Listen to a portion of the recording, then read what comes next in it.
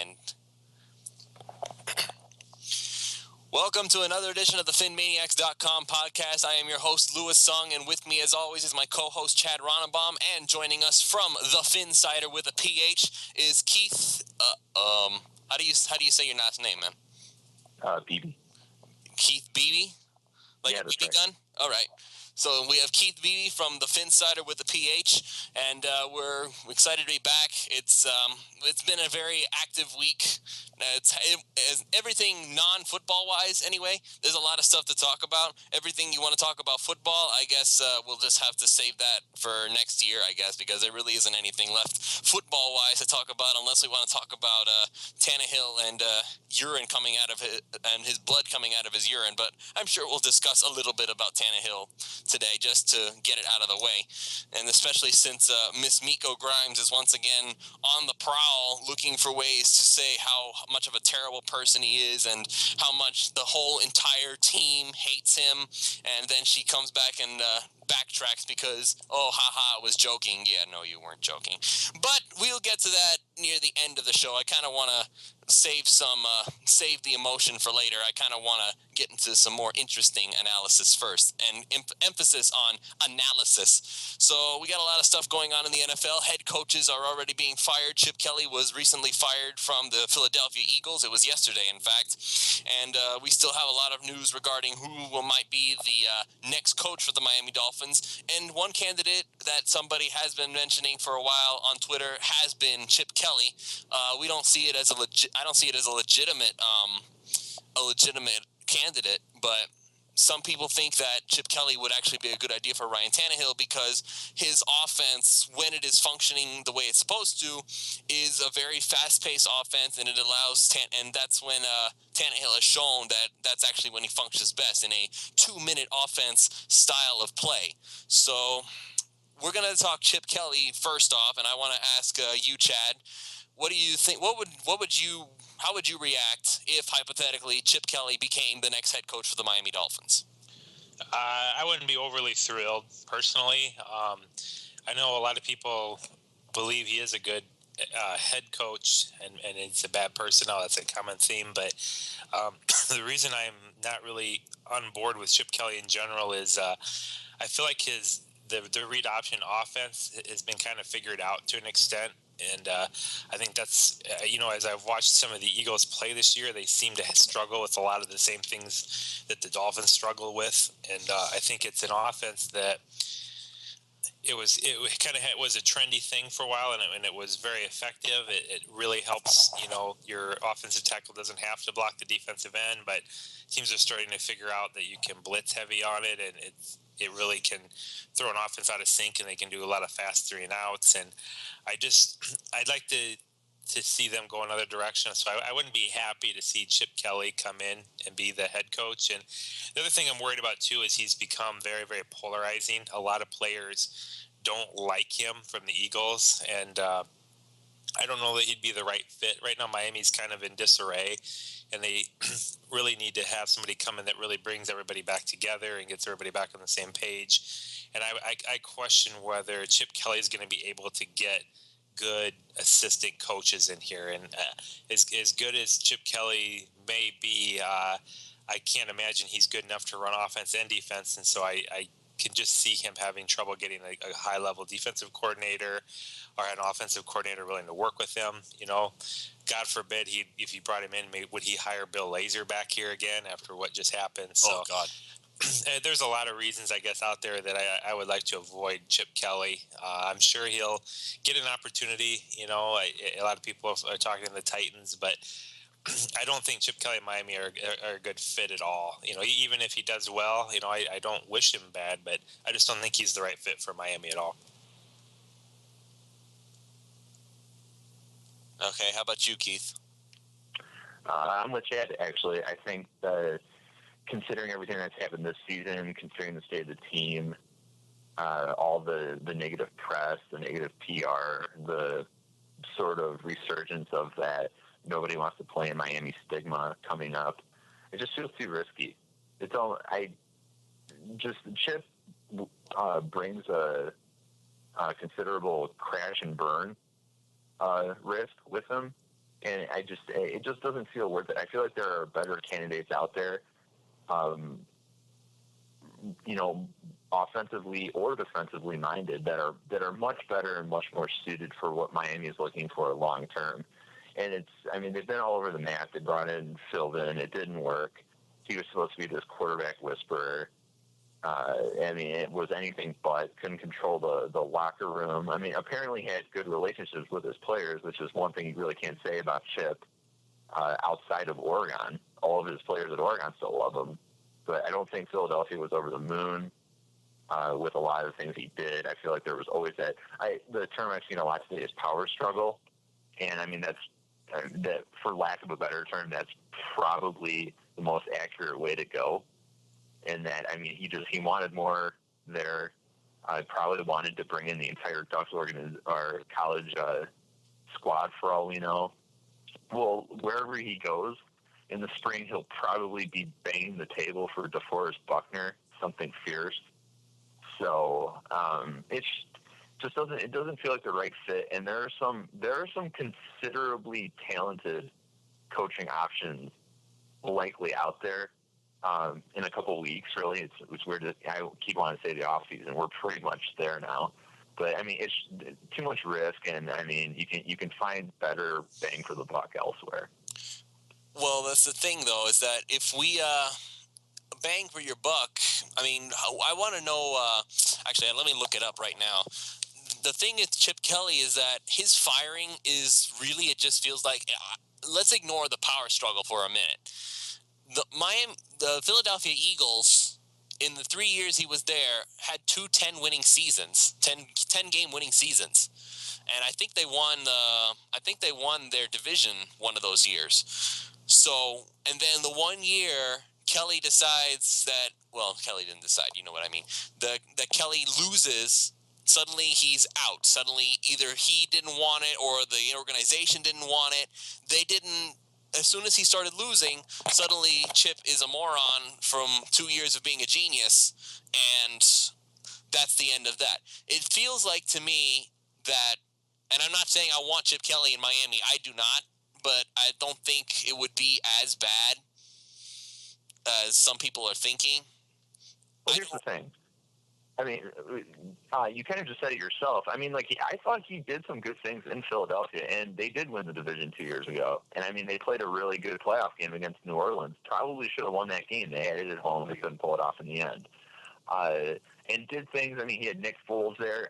Clearly he, within some sort of framework, he can get things done, because Nick Foles in St. Louis is an absolute shell of what he was able to accomplish in Philadelphia. Even if you just chalk up that first season he had to just pure luck, beginner's luck, whatever. Just a sort of anomaly season that he had there where, he just had an insane touchdown to interception ratio. But the one thing we've talked about all season, all last season too, and it's become a real hot topic as of late, is with Philbin and Laser in there, it was always that we're not audible. We're not going to allow the quarterback to audible. We're forcing a square peg into a round hole with Ryan Tannehill because we're not really focusing on all of his strengths. If you bring Chip in, doesn't that become the same sort of problem? I think he would be better at working with Ryan Tannehill. I think Ryan Tannehill is the kind of quarterback who can work with him. But I think there are some classic concepts in terms of the West Coast offense that Ryan Tannehill would probably be better suited toward. I don't know, man, because look, like I said when I introduced the topic, it's like the Chip Kelly offense is essentially one constant 2-minute offense, and we've seen that Tannehill actually works really well in that type of an offense. When the whole idea of like getting in the huddle and just what play are we going to run this time? Oh, I know, let's do this, and then not audible. That is a recipe for failure.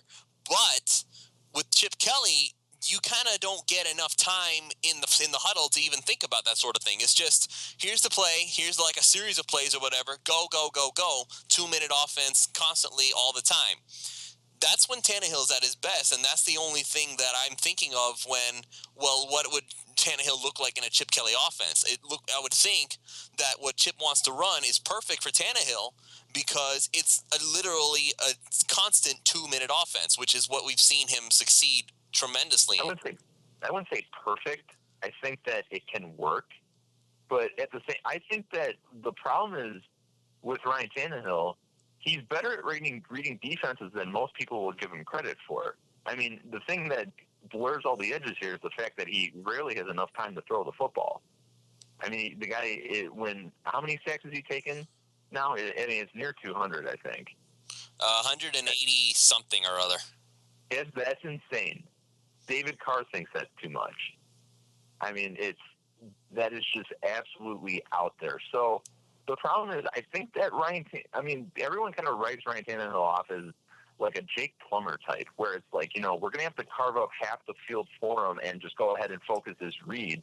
I don't think so. I think he's better than that. I think in the right system where he's not getting his brains beaten in all the time and he's actually comfortable to throw and he's comfortable with his personnel and he's actually got someone, I think, a true quarterback developer behind him. It's really weird to talk about quarterback development after year 4, by the way, but I feel like the Dolphins have boxed us to the point where that's exactly where we are. So I don't think that Chip would be bad for him, but I still think you're only seeing one side of Ryan Tannehill. And, I mean, that becomes a make-or-break thing if you're in that constant, that blur 2-minute offense that Chip is synonymous with. So it could work, but I think that there's go ahead and say I am one of the baby birds, I guess, in that regard, that I think that there's more to this guy as a quarterback. Birds don't do that, for the record. What's that? Birds don't do that. Oh, of course. Well, I know, but it's like, good Lord. You know what I mean? Yeah, I think Chip could work. I just think that the Dolphins have a lot to figure out here because you got a lot of people who want to run Ryan Tannehill out of town. We'll get to that. I won't spoil that part. But that's become a major theme, especially when you're talking about a potential top 5 pick in quarterbacks available, likely. I think that Paxton Lynch probably comes out. I think Goff probably comes out too. I think you'll see some other players in there as well. So this all of a sudden becomes a topic because, Mike Tannenbaum has been critical of Ryan Tannehill prior to him taking this job, and he didn't draft him. And, that's the great cliche in football is that if he's not the GM's guy, it's the shortest leash. I mean, best case scenario before he's out of there. I don't know. The Dolphins have a lot to figure out, but I think that in this sort of state of flux that they have going on right now, I just don't think Chip is the right guy. And I think that Chip is going to, I don't want to, you mentioned it first, I think Chip is going to gravitate toward a team that has a lot of his own players. Of course, we have Deion Jordan for the time being. So maybe something weird happens. That could be a weird perk if they did bring in Chip, that all of a sudden maybe Deion Jordan turns it on. I don't know. That would be really weird. But I don't want to play it safe, but I don't want to burn the candle too close to the wick here. Yeah, that point I understand. Like, we're talking about the whole problem with the relations with the players, the coaching acumen. I mean, like, all that stuff. Like, I have no doubt that Chip's offense, I think, would work with Ryan. But okay, so let me ask you this: what would you say your ideal look is for Ryan Tannehill? Like, we've seen everything that doesn't work. Like, what do you think would? I think and this is a really boring answer, but I think a classic West Coast setup. I know some people say, like, well, go ahead and run them. That's fine. If you want to introduce some read option in there, okay. Although Chad brought up a great point in that, I mean, just like most offensive sets out there, defenses are starting to figure out how to really get after that read option, and you have to have an exceptional quarterback and an exceptional decision maker back there to make it work. But I think a classic West Coast set, an ability to spread them out, is really what he needs. And one thing that he's been cheated out of, and he's had the entire time he's been there, is a capable run game for the most part. With they're running Lamar Miller 6 times and a half when he has 2 touchdowns in the first half. I mean, the thing is this ultra reliance on the passing game doesn't make a lot of sense if you can't run the football. And the fact that the Dolphins have had the ability to do that, to run the football, and haven't always exercised that option, has really tied one arm behind his back. I'm not saying none of this is Ryan Tannehill's fault or anything, but it's just a funny way to go about using a quarterback with his skill set. I've never really understood how they've implemented a lot of things in the offense, because now he's got weapons. It's not like a lack of offensive weapons are in there now, although, I mean, it would be nice if they could catch the football. But it's kind of a cop-out, but I'm going to say a classic West Coast scheme is what he needs, and I'm afraid that he'll get that when he's not in Miami anymore. Let me ask you something, guys. Do you either of you know what kind of an offense the Seahawks run?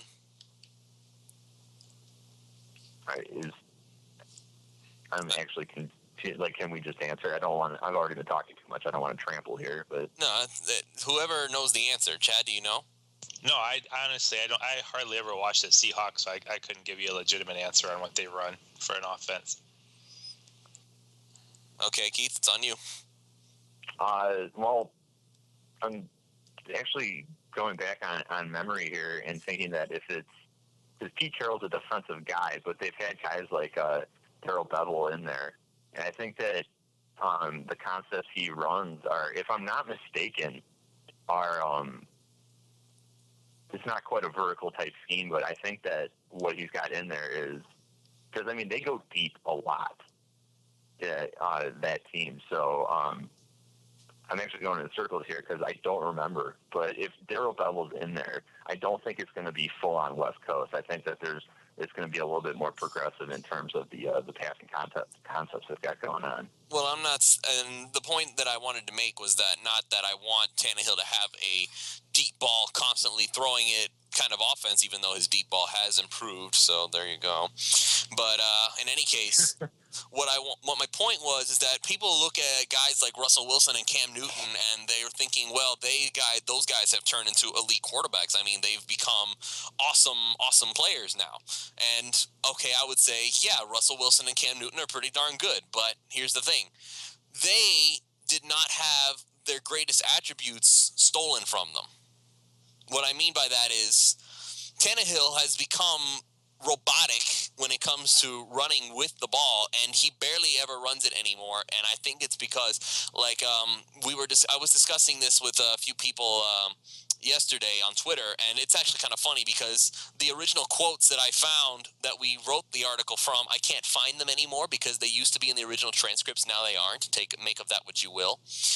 But Tannehill has been essentially taught to not abandon the play, to stay in the pocket and continue to look around for something that's open. So in other words, don't scramble, wait around, see what happens, and then throw the football. That is a complete and utter misdeed of what Ryan Tannehill is capable of, because you essentially told him, take away that great asset that you have, which is your legs. Do not use them. Do not try to use them. Make sure you stay in the pocket and do so. Why are Russell Wilson and Cam Newton so good? I don't think it's just because they're awesome pocket passers. Maybe they are, but there's always that threat. Teams know that at any moment, Cam or Russell can take off running, and they just happen to be the two quarterbacks who led the NFL in number of times running with the ball. And I highly doubt that Cam Newton had, like, I don't even remember how many times he ran it, like 100 plus, probably more than that, 100 plus designed runs. Ryan doesn't have that many going for him. Cam runs the ball. I think Cam Newton had more rushing touchdowns than his running back this year.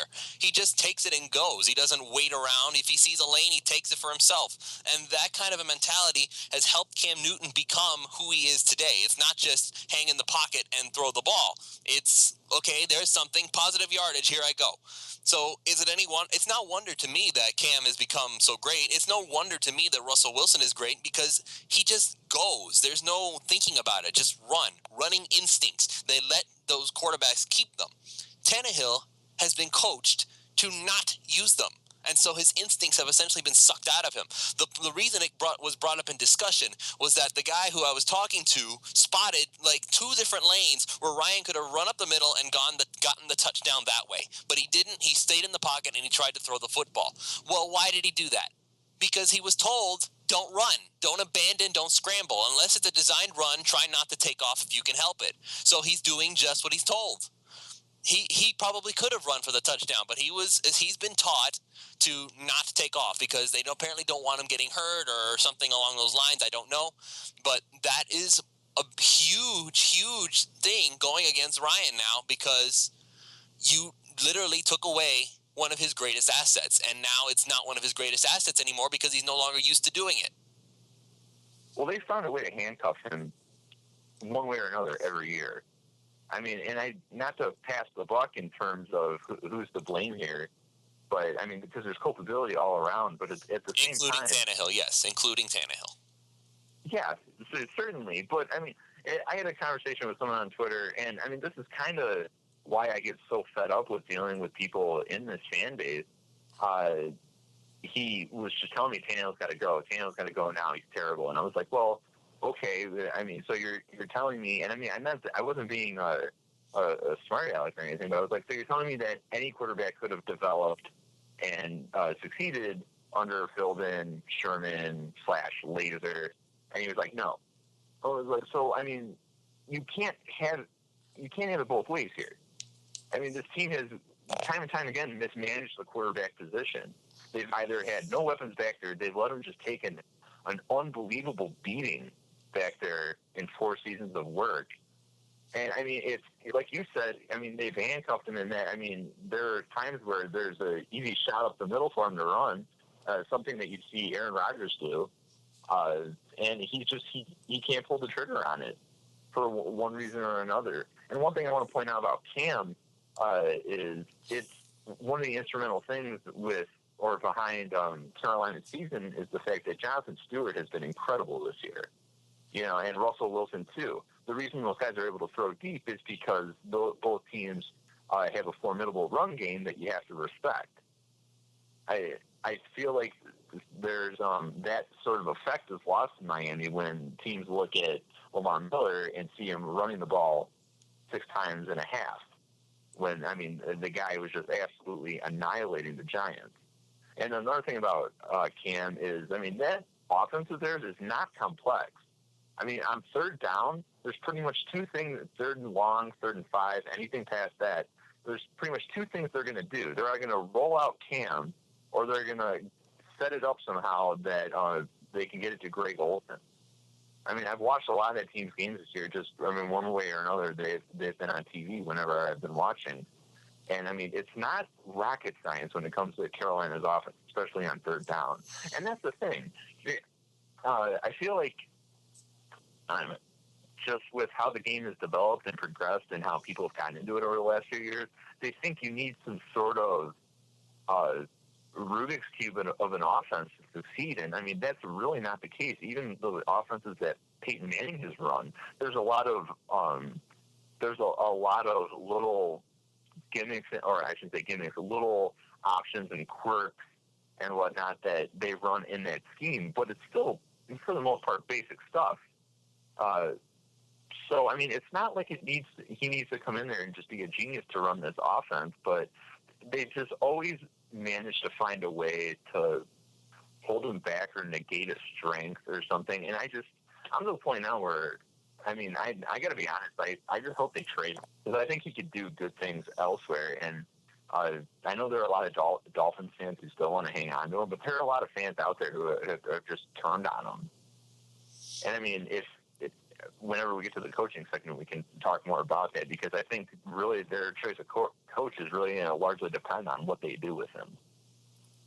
Okay, so let's talk about that then, since I guess we got in our Tannehill tangent. I wasn't trying to go there, but I guess somehow it always winds up going back to that. So I don't know if I should apologize or not, ladies and gentlemen, but who knows? Who cares? Let's go. Talking about coaches. So we got a lot of coaching candidates out there. We already discussed Chip Kelly and how apparently it's a unanimous decision over here on this panel that that would be a terrible idea, especially with all the the drama that's going on in Miami right now. We don't need to add more by bringing in Chip Kelly. And our own Matthew Kanata has recently tweeted out on Twitter that Chip Kelly, the sports science connection with the Dolphins and him is actually big, and he would expect Chip Kelly to interview, so make of that what you will. And he believes that the ship has sailed on Mr. Sean Payton from New Orleans. So I don't know if I don't remember discussing it with you, Keith. So I'll ask this question: what would have your thoughts been on Sean Payton? I don't. I mean, this is weird to say because he did really good things with Drew Brees in New Orleans. I think that was a perfect marriage at the right time for those two. But it's just because you've got this sort of thing right now where some people want new head coaches, some people want they call them retreads. I've never been a huge fan of bringing Sean Payton in. It made sense to talk about it when there were fewer options available earlier in the year when you didn't really know who was going to be available on the market come January. So, I mean, it made sense at that time, but I think the Dolphins moving forward can probably find a better fit, and I would hope they don't trade picks for the guy because I've seen that a lot, and that's just an instant turnoff. So, yeah. I wrote a column about the whole idea of why Sean Payton would be a bad idea. Trading draft picks was one of them. The other one that I was concerned about was that it really is a handicap when it comes to Sean Payton because his one Super Bowl, his one really successful year. I mean, he's won seasons, but he hasn't really done much beyond that one Super Bowl winning season. He'll get bumped out in the first round, second round, and it won't even be a contest. But Sean Payton did all that with Drew Brees at quarterback, an elite quarterback who is likely a future Hall of Famer. And as even we who like Tannehill are not so blind as to say that Ryan Tannehill can or will be an elite quarterback. He is not. And we have to accept that.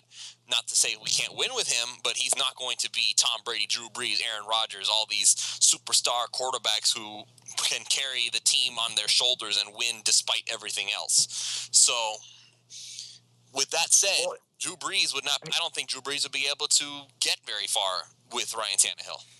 No, but excuse the comparison, but I mean, Drew Brees, at the end of 2005 when he dislocated his shoulder, I think it was on New Year's Eve. A lot of people considered him a lost cause. They had Phillip Rivers in there. I mean, Drew Brees, the way you're talking about Drew Brees now is amazing because I remember at that point in time, a lot of people thought that Drew Brees was just going to fall by the wayside, wasn't going to be that good, needed a lot. And it kind of sounds like Ryan Tannehill's situation in a lot of ways. I'm certainly not saying that Ryan Tannehill is going to blossom the way Drew Brees did when he was able to come to New Orleans, and they really spread it out and opened the offense up for him. But yet that's another example of a team playing to its quarterback strength. So, I mean, the Sean Payton thing, like I said, it made a lot more sense when there were fewer candidates available. Now that you're starting to see these names come out and you got these candidates coming out of the woodwork and whatnot, I don't think it's right for Miami. And in terms of expectations, it would be a nightmare because people would expect the Saints at the height of their 1 year of dominance. They were incredible in 2009. And they were, near unbeatable in the Superdome for multiple seasons. But, the thing is, keep in mind, everything that's gone wrong with Miami's offense are things that Sean Payton doesn't necessarily excel at. You've seen that, that team, New Orleans made a lot of strong signings and draft picks in terms of their offensive line at one point. They had a lot of good players in there. As the offensive line has split off the last few years, you notice that Drew Brees has taken more and more of a beating. He's been hurt more often than not. He's taken some huge hits. And, they just can't protect him the way that they used to. And I know that they made a couple of moves to upgrade the offensive line this year. But it's not like – I've never looked at Sean Payton's offense and thought that over the past few years that the offensive line was a real strength. So, hypothetically, he went to Miami. I mean, I don't know what people are looking for because he's still got that issue. The offensive line right now is in shambles. It's not very good, and I really the left side of the line is the most concerning part. So, I mean, and that's another thing that we've already talked about Chip, and now we've talked about Sean Payton. A bad pattern with those coaches is that they've routinely had bad defenses because they're like strictly offensive-minded coach. They're like the anti-Rex Ryan. So, what we need, if it's me, I'm thinking that we need a coach that can handle, or at the very least, find somebody who knows what they're doing in the other department that they don't excel in. And I think a candidate for this and somebody who can put together a good staff, I feel, is Hugh Jackson. And before we discuss that, I just wanted to remind everybody that if you can call in the show at 1-954-376-5704. We're on PhinManiacs Live. If you want to call in, you just dial that number. We'll discuss anything you want to talk about, and you will listen what you had to say, and we'll give you some rebuttal on that. Or if you just want to chat, you can come on and chat with us. So, with that said, I think the best option for Miami really would be Hugh Jackson, because I look at it like this. If he was able to take the Oakland Raiders and the terrible talent they had the years that he was coaching and make them 8-8, then he could take the talent that's here in Miami, like in Ndamukong Suh, and then you got Tannehill, maybe you got, assuming they keep Lamar Miller, then you got Devontae Parker, Jarvis Landry, Kenny Stills is here for one more year. I mean, it probably won't be like a complete turnaround like the 1-15 to 10-6, or was it 11-5? I don't remember, but it's not going to be that kind of a turnaround. But there will be. But I think Hugh Jackson will be able to create this sense of hope that, okay, in a couple of years we will be back. And Mike Tannenbaum, he has connections. I can't think of a Hugh Jackson connection right at the moment, but he has a way of being this great salesman. And this is one thing I was discussing with somebody just yesterday. What Miami needs is a salesman, and that's why I think Tannenbaum is the best we've got. I'm not saying he's the best. I said, let me do not misquote me, the best we've got. I don't know who the magic genie is. I don't think we're going to have a second coming of football Jesus descending upon us and saving the Miami Dolphins. So we have to, I guess the word would be, we have to settle for Tannenbaum. Now, nobody likes that word down here, but in this case, it kind of really is that situation, because unless you can think of somebody better, then yeah, it's going to have to be Mike Tannenbaum. And at this point, you want a salesman. You want somebody who has connections coming out of his ears. So I think Hugh Jackson would be the perfect fit. I don't know what you guys feel. That's why you're here. Chad Ronenbaum, please explain to me, who do you think would be the top coaching candidate for the Miami Dolphins as of right now? Well, I'll be disagreeing with you guys, but I think Sean Payton is the top candidate in terms of who I would pick, but I'm not so sure he's going to be available even from New Orleans, and there'll be quite a bit of poker going on because there's going to be several candidates coaching in the playoffs, as coordinators, and Sean Payton will be, in discussions with the Saints in a week, and Chip Kelly's already available. So you're going to have that mix of coaches that are available because the teams aren't in the playoffs and coordinators people are interested in.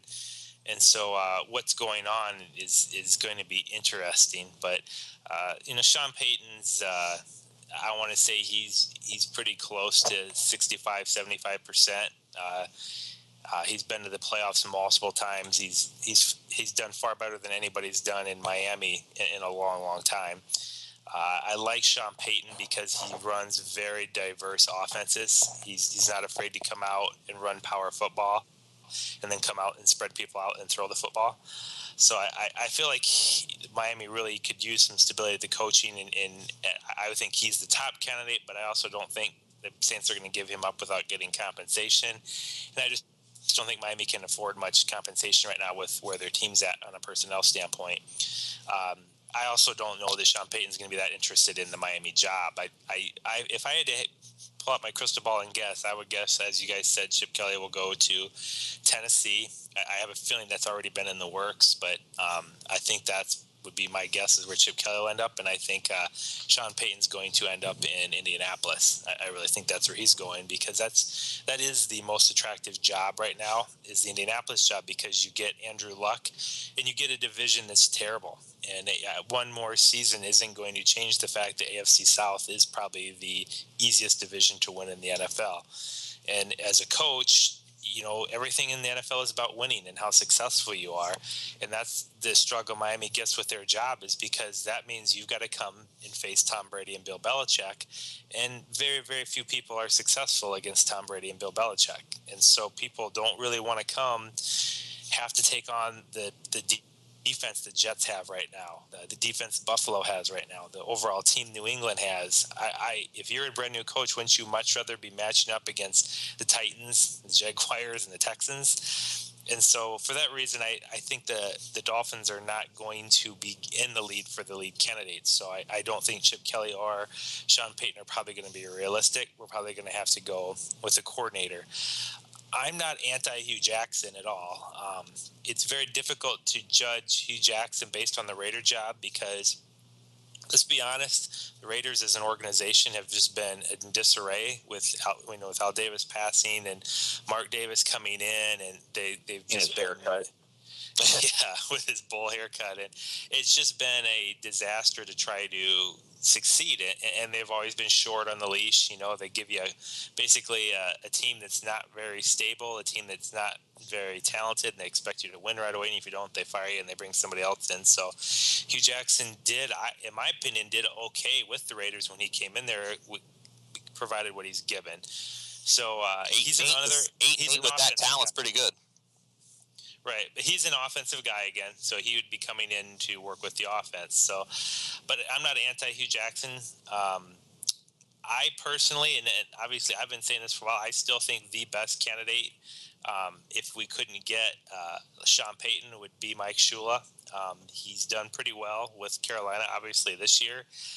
I feel like not just pure X's and O's, I feel like he would be a guy that the whole organization can rally around, and I think we need that more than anything right now. We've had a lot of issues, and a lot of it stems from Joe Philbin. I mean, we had the Bullygate scandal. We've had the issues within the locker room. We've had the Mike Wallace situation, and in my opinion, to me, it's just clear that Joe Philbin never had a grasp on the team, and it never was a unified organization, and that's why where we're at right now. We don't have any common direction. We don't have a team believing in where we're going, and I feel like Shula just with the legacy of Don Shula coming in here, the fans would rally around him, the team would rally around him, and provided you could get him some good defensive help, I think he could succeed in Miami. And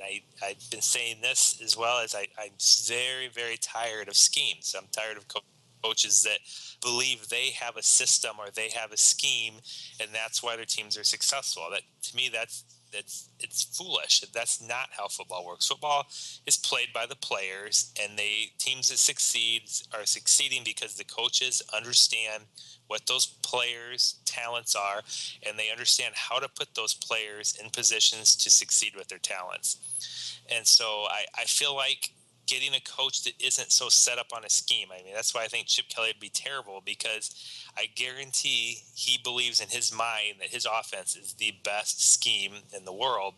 And that's exactly what happened in Philadelphia this year, is he decided that the reason the Eagles were successful for a couple of years and the reason Oregon was so successful was because of his scheme, that it wasn't because of the players and the talent that he had. And so if you ask me my opinion, the reason Chip Kelly did good for a couple of years is because he had Andy Reid's team. And I believe Andy Reid's a very good coach. And he inherited a very good team, and he basically took personnel control and he devastated it by getting rid of all the talent, because he thought he didn't need talent. He just needed guys that would work within his scheme.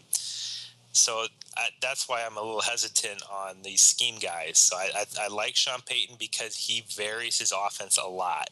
And I think that's what Miami really needs. To me, they were so horribly predictable this year. As I watch these games, it's like the defenses absolutely know exactly what's coming. I mean, I don't think it takes that much work to do homework on the Dolphins, and I think we need to bring a coach in that really is going to change it up. And I think Hugh Jackson could potentially do that.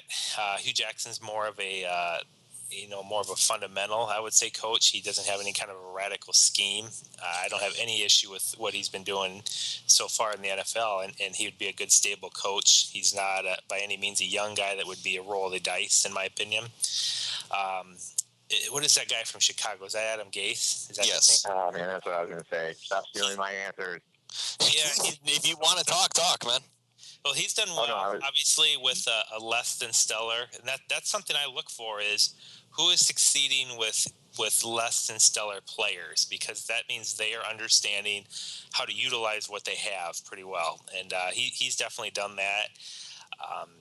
I know some people like McDaniels from the Patriots. I do like bringing him in to help our defense. I mean, I know he's an offensive guy, but maybe he would have an idea on how to defend the Patriots a little bit better and be ready for that. But I also get tentative on a guy that's had Tom Brady as an offensive coordinator, because that's just telling me that, I mean, obviously I wouldn't, but I kind of wondered, like, maybe I wouldn't do that bad in New England if I had Tom Brady at quarterback, because all I got to do is just send him out there and say, go ahead and do your thing, and I'm done. So that makes me tentative on him, because he's whenever he's been offensive coordinator, he's had Tom Brady as a quarterback, and that makes all the difference in the world when you're calling plays when you have an elite quarterback. So those are the names I'm going to throw out there right now. I said this last week. I am not very excited about college coaches, and the reason is because in college football, especially if you have the bigger, more successful programs, they have such a talent differential. They're getting so much better players for the majority of games they're winning. And so it's not like that in the NFL. You don't get to match up with a team where you've got 14 five-star recruits and they don't have any. You're playing against teams where everybody's really similar on a talent level, and it takes guys that really understand how to position their guys to win. And so that, again, I want a guy not just that has had some success, but I want a guy that can bring in a whole organization around him. And so I want a guy that can get a good defensive coordinator. I want a guy that can get good assistants that know how to develop players, and they can work in unison and get players in position to win. And that's been the issue right now. It's just been, this year was the end of the Joe Philbin failure, and it was just a conglomerated mess by the end of the season here, where we have all of our coaches gone, and you've seen it now where we're making mistake after mistake out there on the field because they're just not prepared to play. So it's going completely back to square one, and you got to bring in a guy that can't only just come in himself, and he can't just think, well, will he be able to fix Tannehill? I'm not worried if he can fix Tannehill. I'm worried if he can fix the whole team. And so Tannehill is just one issue of many that the next coach is going to have as a challenge. So there you have it. Mike Shula would probably be my pick if I were picking. See, the problem I'm having with Mike Shula is not just the fact that he's never been a head coach before. He's been a coordinator all his life. His last name is Shula. I mean, that I kind of feel like the biggest reason that, like, we can talk about his credentials all we want, but I feel like the biggest reason that anybody's talking about Mike Shula as the new head coach for the Miami Dolphins is simply because his last name is Shula. I'm sure he has some excellent credentials. I'm sure he's a big part of what's going on down there in Carolina, but let's not be so blinded by the last name Shula that we automatically assume, well, he's the answer to all of our problems. No, unless he's gonna drag his father there on his little motor scooter and have him be his muscle behind his words, I don't see how Mike Shula by himself. I don't know if about his ability to bring in assistants. I don't know about his ability to bring in a decent defensive coordinator who wants to come, who of any kind of reputation is going to want to come in and play behind a first-time head coach. Like when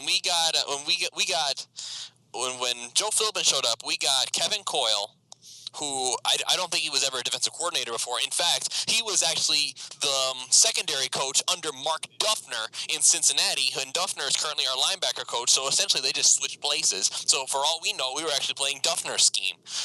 And then you have Mike Sherman, who was a long-time head coach, and honestly, I think his playbook would actually be better for Tannehill now. I just wish we had somebody who was actually good at calling plays to be the one actually calling those plays from the playbook. And then you got Bill Lazor, who was also a first-time offensive coordinator, and he had something to prove, and it totally flopped, and he will probably never get a head coaching job as a result. So this is why, like, I kind of agree on the Armando Salguero part of it, is that I want somebody who, at the very least, has had some success in the NFL. I don't expect him. The part about him saying he wants somebody who's won.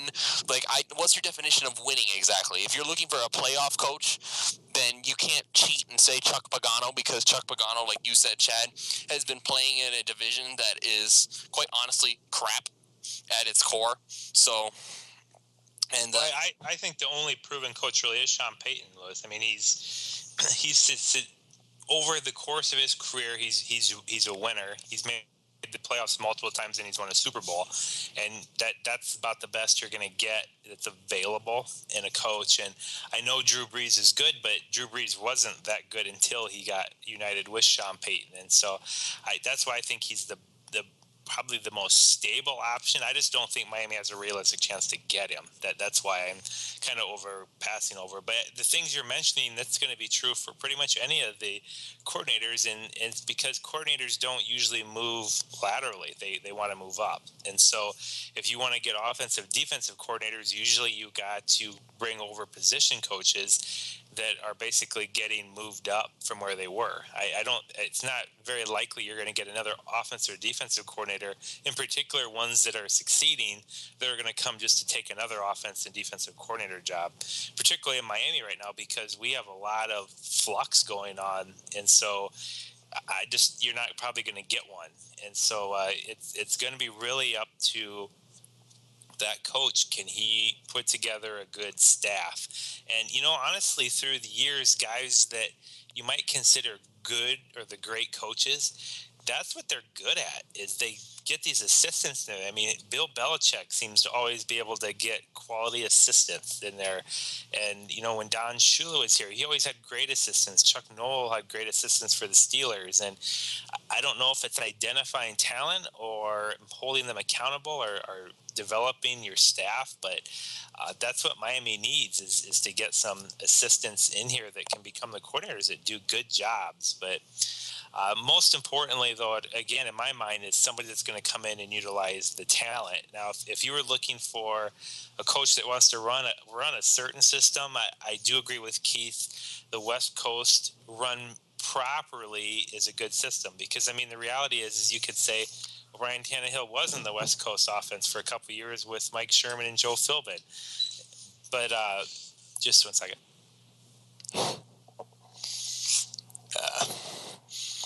I think with the West Coast offense, it's important to still emphasize the ability to run the football, which is something that I feel like Philbin and Lazor too often got away from.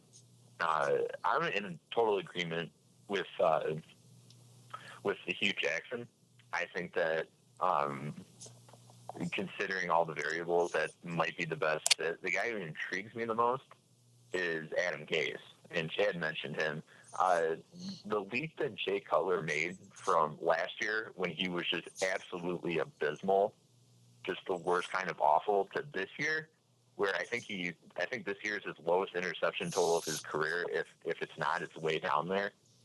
The fact that he was able to come in and work with him means that if this team recommits to Tannehill, since they already committed with the contract, a guy like Adam Gase makes a lot of sense. Someone who knows how to work with a quarterback. So he's somebody. Oh, sorry, Keith, go ahead. I was just agreeing. Oh, I'm sorry. Yeah, I kind of hijacked it while you were away. I will give it right back. But in terms of, I hate the term quarterback whisperer. You hear it a lot, but I mean that's something that this team has been looking for. Someone to work with Ryan Tannehill. I can't think of a guy better suited for it than Adam Gase. I think he would be a prime option. Really, he should have gotten a head coaching spot last year. I have no idea why the 49ers went with Jim Tomsula.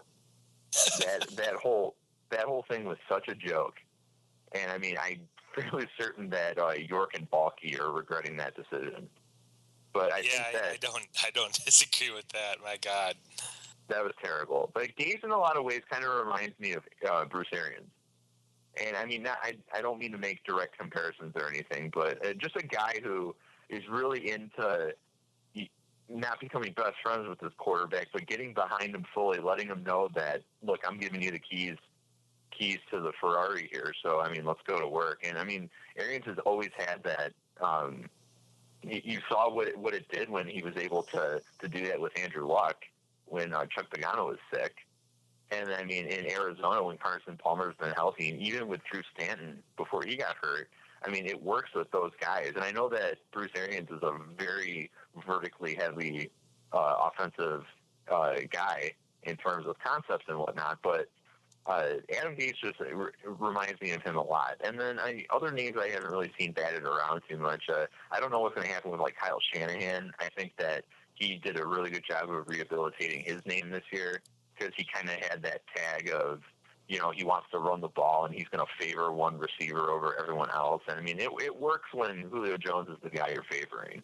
I mean, I think you can get away with that. And I mean, you've seen that with Devontae Freeman just put up video game numbers the first half of the season as a result of being in that offense, and the fact that Atlanta could stretch with Julio out on the perimeter. So the two guys, I mean, all that is to say, the two guys who really interest me the most are Hugh Jackson and then Adam Gase. And I see that Philadelphia is already getting the Gase rumor.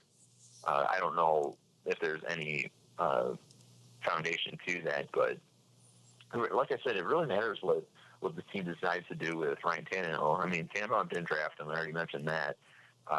And I mean, I don't know how long they can just allow this guy to continue to get his brains beaten in. And I feel like this entire ambush that he's taken on from really, I guess you would say, inside the team, half inside the team, just really puts a lot of things in perspective, in that how committed is this team to Ryan Tannehill? How committed is the personnel to Ryan Tannehill? I mean, is it going to work out? Or, I mean, do they need to go ahead and just try to make a move, sell high, whatever? I mean, I imagine that the coach and this whole coaching search is based around that very concept. So, I mean, you were talking about, I actually don't remember what you were talking about. I was just mentioning if we were going to try to mesh a coach that matched our system, it would be a coach that would be more West offense based, because right now, for a personnel standpoint, we don't have a power offensive line. I mean, Jawan James is not a guy that's a dominant run blocker. He's much more of a pass protector that is agile, and the same goes for Mike Pouncey's very good. He's agile. Billy Turner's pretty agile. These are guys that are pretty good at running outside zone running schemes. They should be able to run screens, although it still mystifies me that with a back like Lamar Miller, how infrequently we utilize the screen game with our running backs. But we have an offensive line that's very suited towards that. And so if we were going to try to match up a coach, it would be one that would like to move people around with motion and got people out in space more than, line up and just plow ahead power run offense. That would be hard to do right now with our personnel. But I don't know that that's as important as getting the guy that's the right fit to build your organization around, because in 2 or 3 seasons, everybody's changing over anyway from a personnel standpoint. So it's hard to say if it has to be a certain scheme. But I'm definitely not against Adam Gase. Him, Hugh Jackson, and Mike Shula, I'd be happy with all those hires. I think what you're seeing is, whether they realize it or not, the fans are realizing, as we look at coaching opportunities, that the problem with the team has been predominantly the offense. I know we've got holes on our defense that need to be addressed, but this season was a failure because we have just been unable to score points, and because we were doing so many 3 and outs all the time. And again, we kept our defense in positions where they had to defend the other team's offense for the majority of the game. We never had teams in situations very frequently where they had to pass, and that was, again, because of the failure of our offense. So I think most people are gravitating towards offensive-minded coaches. I don't think you're seeing people out there that are looking for a Rex Ryan, per se, or a Todd Bowles type of coach where they're defensive-minded coaches. It's really been predominantly around the offense. And I'd just like to take a moment to welcome a new guest on for the show. He just called in, Max Himmelreich of the Deep End Miami. Max, thanks for joining us, man. Good to be here again. How's it going? We got some coaching talk going on, and I'm gonna shift the topic. Lovely. I'm gonna shift the topic just a little bit because I just saw a tweet on my Twitter feed here, and our friend Matthew Canada once again is sending out some interesting little tidbits here. He says the Dolphins prefer somebody who has been an NFL head coach before. Now he mentions a name, and I want to hear your guys' opinion on it. How does the name Jim Mora Jr. strike you guys? As a UCLA student currently, I'm a big fan of Mora. I love what he does. I love how he interacts with the players. He has a tendency to do something which will frustrate Dolphins fans. With him, old habits die hard. I mean, he had struggled mightily in similar situations. UCLA hasn't beaten Stanford in, I believe, 5 or 6 seasons. So when you have a team that you play every single season in your conference, that is not a dominant powerhouse. I mean, we're not talking about trying to beat Alabama or LSU. We're talking about Stanford, they're a good football team. They're very well coached, but it's not a situation where it's an unbeatable team. And UCLA consistently has the manpower to beat them and can't do it. Mora is very frustrating in that sense, but he does fit the bill. Like you said, Matthew said they're looking for an experienced head coach. And it would be a big name. And we know that that's always part of Stephen Ross's MO because he is a businessman above all else. And would he bring Miles Jack with him? Please say yes. Oh, I would hope so. Miles Jack, Paul Perkins, whoever we can get from UCLA's team. Hope so. Miles Jack would be a huge get for that defense right now. I mean, I can't emphasize the flexibility he brings, it would be unbelievable to be able to have him there. And it looks like we're going to be, I mean, there was a little scare there for a sec when we beat Baltimore regarding the draft position, but now it looks There's like still a scare because we could have had 4-12 instead of 5-11. Right, exactly. We could have, but I mean, barring something very insane happening this weekend, we should be in position to have Miles Jack on the board. Yeah, that guy's the ultimate coverage linebacker. And, I mean, the Dolphins play in the division where, I mean, they got to look at Gronkowski twice a year, and Miles Jack looks awfully good playing in a division where you got to cover guys like that. So, and even a guy like Charles Clay, who's very difficult for linebackers, who's playing for the Bills, will create issues. And a guy like Miles Jack, who could, I mean, even talking super specifically, stick with someone like Brandon Marshall in the red zone for the Jets. Yeah, absolutely. Yeah. I mean, that'd be for the draft standpoint. I kind of see a potential very attractive scenario plan out for the Dolphins because of the quarterback talent in the draft. There are several teams desperate for a franchise quarterback right now, and Miami could very well be in a position where we could pick up some draft picks that we desperately need to fall back and still get Miles Jack. I don't know that he's going to be a top 5 pick. I expect he'll be a top 10, maybe top 15. But could we fall back 5 to 6 spots, get him, and pick up maybe a second or third rounder with it? There's going to be some serious competition for those quarterbacks that we could potentially really, get some value out of. But and I think it's going to be an even.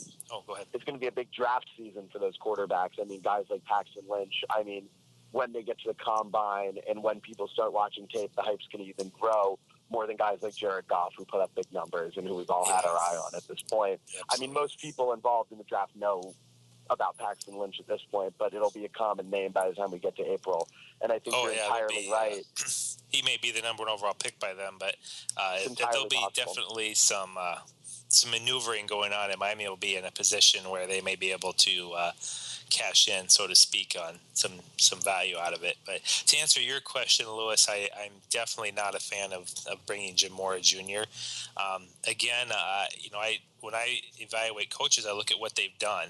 And Jim Mora Jr., he got several years where he coached the Falcons, and again, he inherited a good team that he ended up running down into the ground. And so I have trouble getting behind a guy that has. I'm looking him up right now, and his NFL record is 31-33. So he's a coach that did no more than Joe Philbin in Atlanta. Well, he did win an NFC South championship. He did. Well, to be fair, he took over a team that had already been to the NFC Championship game, though. I mean, he inherited a pretty good team. But I think you're entirely right. The point is he inherited a good team, and he ended up a coach that was less than I don't know. I don't see why you would pursue him heavily over a lot of other coaches. He tried to make Michael Vick a West Coast quarterback. Yeah, that's so true. I mean, he's primarily a defensive coach, right, Jim Mora Jr.? Or am I wrong? It's kind of hard to say. I mean, I think the thing that worries me the most about him, also, other than what I had said already about teams like Stanford, is that he doesn't necessarily help develop talent so well. Guys come into UCLA, and they're good players, but you don't often see them get exponentially better every single year. I mean, we saw with Paul Perkins, he came in very good, stayed level. We saw it with Brett Hundley. Brett Hundley came in good and actually regressed. And, I mean, it'll be interesting to see what happens with their current quarterback, Josh Rosen. I don't think Jim Mora would make the jump. I mean, he just made it was either $1 or $2 million personal contribution to the UCLA football program. He's highly invested in that area. I personally don't think he would leave, but the draw for Stephen Ross has to be just that it's a big name, and he would be able to sell some tickets. I don't know. Yeah, maybe. I would have him pretty low down on that. Yeah, I would take him above Chip Kelly right now. How's that? Oh. Yeah, let's get your take on it, Max. We already discussed two other coaches, Chip Kelly and Sean Payton. What do you think about Chip? Let's start with Chip. Chip, I think he's a good football coach, awful general manager. I mean, I think that's what did him in. I think there would be a lot of front office issues if you let him in. I mean, he instigated that power struggle in Philadelphia, ended up acquiring the power, and proceeded to let go of some pretty serious weapons.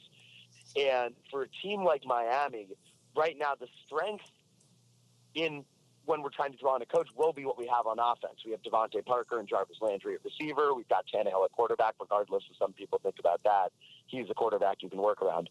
And I don't know that Chip Kelly is the right man for the job in terms of a personnel standpoint. But purely as a football coach, I like him. He would not be my top choice, but I think he's something all Dolphins fans could live with, and it will be interesting to see.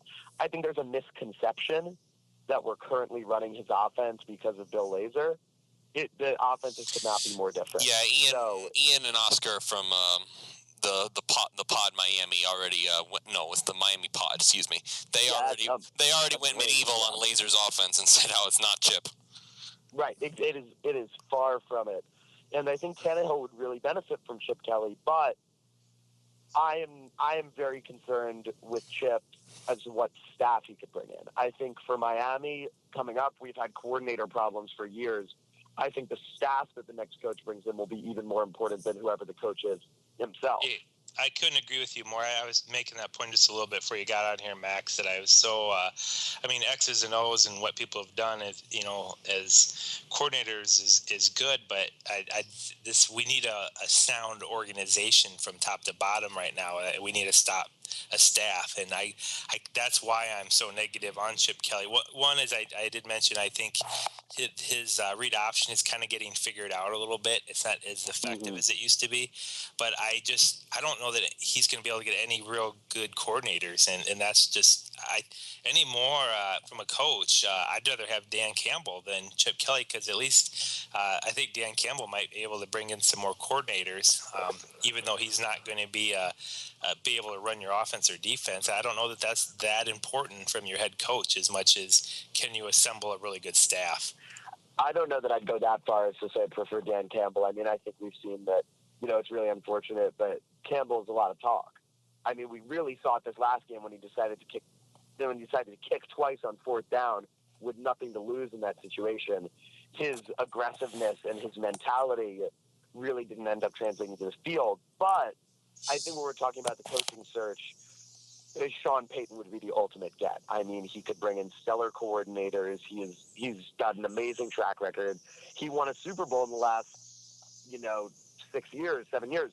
If Miami can get him, if the Dolphins can get him, it would be the equivalent of the University of Miami being able to hire Mark Richt. I agree with you. Why was this coach available? Like, why is Sean Payton available? But we'll take it. I mean, Georgia should not have fired Mark Richt, but they did, and Canes fans are jumping up and down because they have one of the premier coaches in college football. The Dolphins could end up with a top 10 coach in the NFL this year if they can hire Sean Payton. Well, that's probably moot because Matt already tweeted out that Sean Payton is as good as crossed off the list. So right. that's not. I did not necessarily think that it would happen. It's a little bit too good to be true, but unfortunately, can you hear Max? Yeah, we can hear you. Yeah. I couldn't hear Max. It's kind of fading. Oh, yeah, Max kind of garbled. Oh, no, what I was going with Max, I was saying, unfortunately, I think that Sean Payton is the top candidate for coaching, and I don't think Miami is the top job. And so I don't think... That's very fair. Very true. I don't think he's interested in coming to Miami. And that, my guess is if that's what Matthew Cannata is hearing, it's probably that, in so many words, that's what Sean Payton told Miami, is that I'm not interested. Interesting. One question I have that you guys touched upon is the top quarterbacks available. Quarterbacks? Oh, okay, yeah. Do you think that there's any potential for, instead of just using those guys as sort of, trade bait to move down, or hoping that those guys sort of push up some other prospects for Miami to get? Do you think there's any chance that Mike Tannenbaum looks at those guys as a potential suitor? I think there's a very, very solid chance. My opinion right now on the quarterback with Tannehill is it would be absolutely foolish to run him out of town like people are suggesting, because the whole system was just in shambles this year. So I can't really get a good evaluation on Tannehill. I still feel like he's probably somewhere in the middle of the pack. I don't think he's a horrible quarterback. And so let's say he's the 15th best quarterback in the NFL, that's still very difficult to get compared to what we've had in the past. And so there's a big drop off from 15 to 20. Yeah, and so he's still pretty solid, and there's still a lot of teams that would love to have Tannehill. With that, including the Jets and the Fitzpatrick loves. Yeah, exactly. Thank you. But with that being said, I do think that there's enough concern over it that putting a plan B in place isn't a bad thing. And I mean, quarterbacks are like gold currency in the NFL, and so if you're looking diamond or platinum. No, I like the gold better because then you can say fool's gold. Well, the thing is let's say you get one of those top level guys. You can bring him in here. You then you're in a position where you can say, look, we can see how Ryan Tannehill plays this year. We're going this year. Tannehill's going to be our starter, but he's going to have to be ready, and he's going to have to perform at a very high level because we've got another guy behind him that's a very exciting young quarterback too. And then what you do is if Tannehill pans out and Tannehill has a great season, well, you still got the young guy at the very least that's your backup. And you also have a situation where you can go in maybe in the middle of the season. Let's say Tannehill's doing so-so, but your backup's looking really good.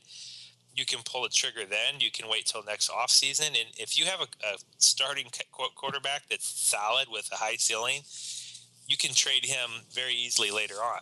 And so I'm okay getting him, having a backup plan, and then looking at the following year saying we're going to obviously get our franchise quarterback and we're going to double up on our chances, and then we're going to trade the one that doesn't work out. Because you look at the guys flying around the league right now like Ryan Mallett and stuff like that. I mean, there's just such a demand for a quarterback that's he's suddenly the savior. Did you guys notice that?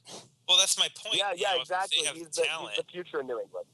Yeah, no, now in Baltimore. He's saving that season. Thank you for saving our off season, Mr. Mallet. Right, exactly. He'll be probably not in the league next year. You watch, I am absolutely. He looks like a Breaking Bad character. I can't get over that with him. I mean, I don't mean to be rude. We're going to need to get on Photoshop. All right, please, we're going to talk about mean later.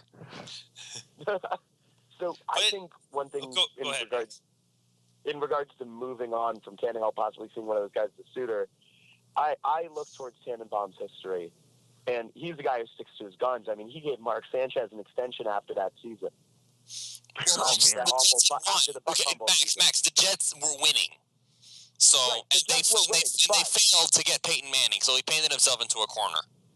Right, yes, but Tannenbaum will stick with his guns. I personally don't get the feeling, and especially we have so many needs on this football team. Like I've seen it on Twitter. We've all seen it. We've all seen people who think that the quarterback is at the top of the needs list. It is not even close. We have not scratched the surface of the needs of this football team. When they start gutting the roster in free agency, we're going to realize how precious those draft picks are. And I mean, when you're a team that's probably going to need 2 cornerbacks, a safety, 2 linebackers, 2 offensive linemen, a running back, and a partridge in a pear tree. Exactly. Like, we don't have the luxury of going quarterback just to see what happens. I understand the thought process, and logically it makes perfect sense if we had fewer needs. But, I mean, we did things like this offseason. You, like, take Jordan Phillips in the second round, which wasn't necessarily a bad pick, but you're seeing what happens when you go best on board sometimes, and you end up with a massive quantity of needs heading into an offseason. Yeah, and it'll come down to the new coach too. I mean, if there's a guy on the board that they feel is the guy, like they really, really like this guy, it's in the realm of possibility with a new coach. You could see Tannehill get moved, but I think it's extremely unlikely just because what you're referring to, Max. I mean, they probably need to with the contracts they have in place, like with Sue and stuff, we need literally 3 or 4 of these draft picks to come in and play. And it's going to be hard when you look at that to say, all right, we need to draft 3 or 4 starters.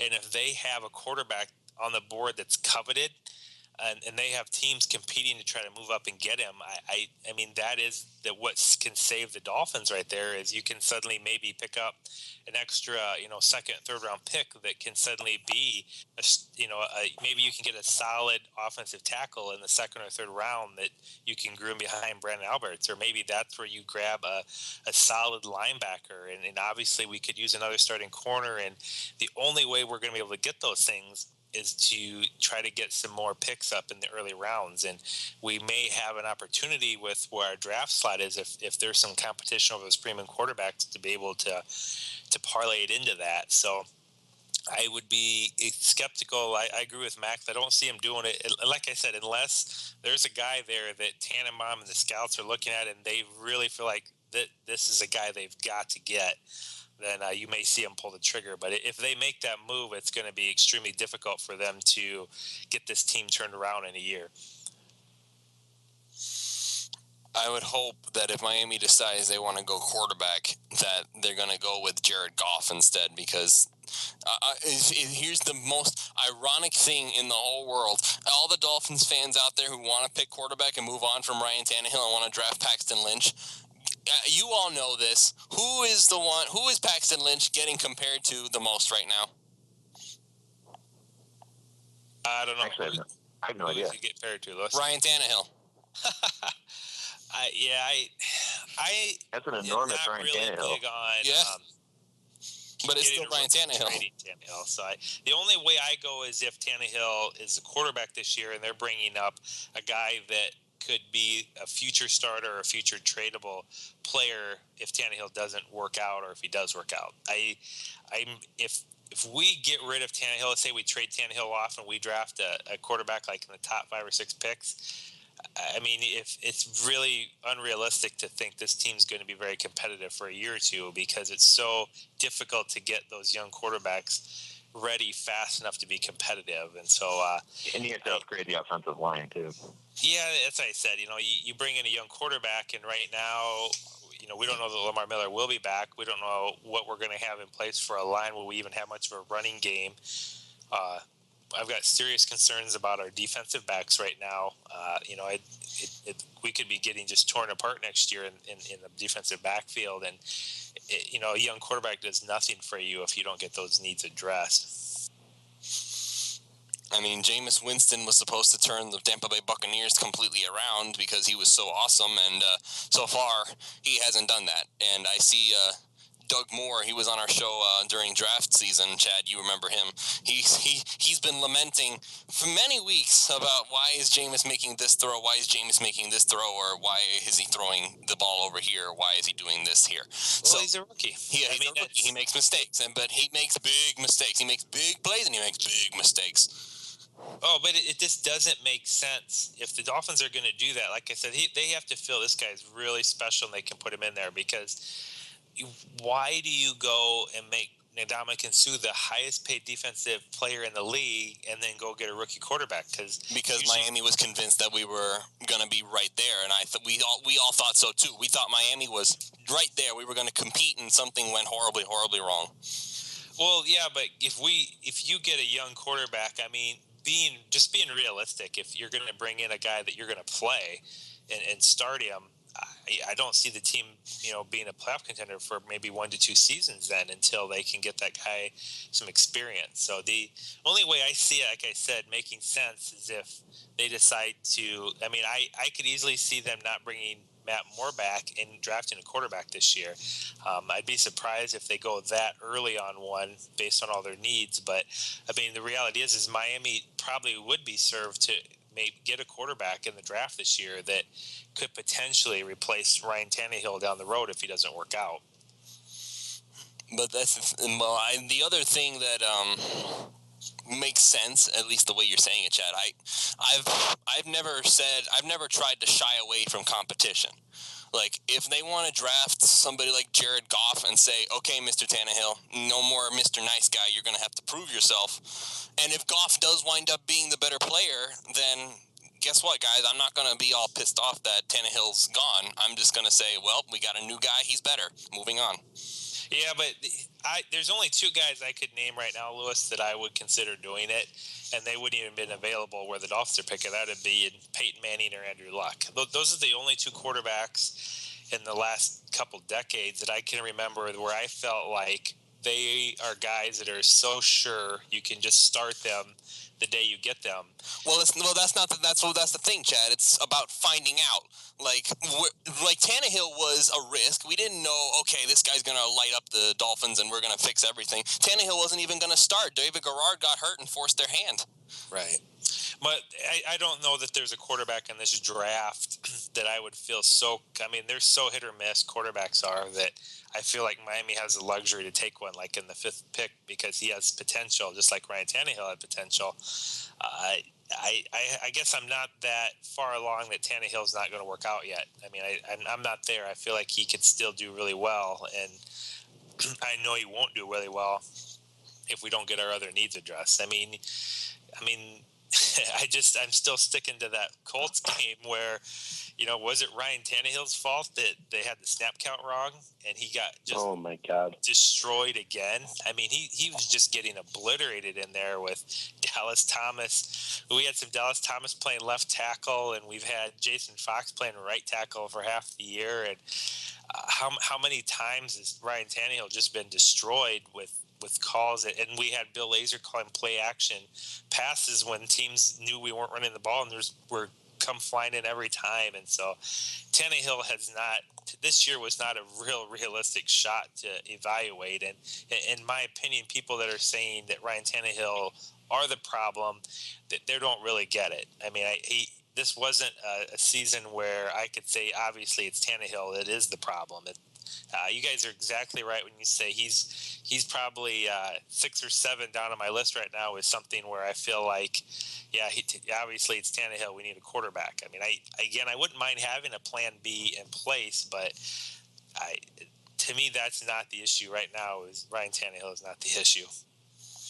And if for that, on that last play, I'm sitting there in the stadium, and right when Tannehill gets sacked, I mean, everyone just goes silent. And the person sitting directly behind me screams at the top of his lungs, "Why didn't he throw it away?" And I just burst out laughing. I could not control myself. It was fourth down, moron. Like, what difference would it have made? Right, exactly. Like, what would the result of the play been had he thrown it away? Then he threw it away too quickly. I mean, it's unfortunate. If you're not winning games, there'll never be a positive opinion because people just want to blame the quarterback. It's the easy out, and it's created by the sports culture. It's been established where the end all be all is the quarterback. I mean, you look at a football game. At the end of the game, at the end of the day on Sunday when they're showing highlights, at the bottom it just shows the quarterback stats. You know, even if Adrian Peterson ran for 250 yards, you're going to see Teddy Bridgewater was 12 of 24 for this and that. I mean, it's the way it is, and it's unfortunate, but it's reality. And while we all sit here because we look in depth at the team and we know Tannehill isn't the issue, it's easy for others to look at it and blame him, which is unfortunate. I just don't understand the thought out there that this guy is what's wrong with this team. And I can say with a fair amount of certainty that if he went to another team that knows how to use him, knew how to use him, he would look really good, and the Dolphins fan base would become saltier than the ocean. The Jets would be 13. The Jets would be 13-3 or 14-2 with Ryan Tannehill, and he'd have 40 touchdowns this season. I mean, geez. In a system that knows how to use him, you're entirely right. It would be ridiculous to watch him. He's a smart quarterback. He has all the physical tools. It's just a matter of finding a system that works for him. And unfortunately, go didn't work. Bill Lazor didn't work. And so here we are.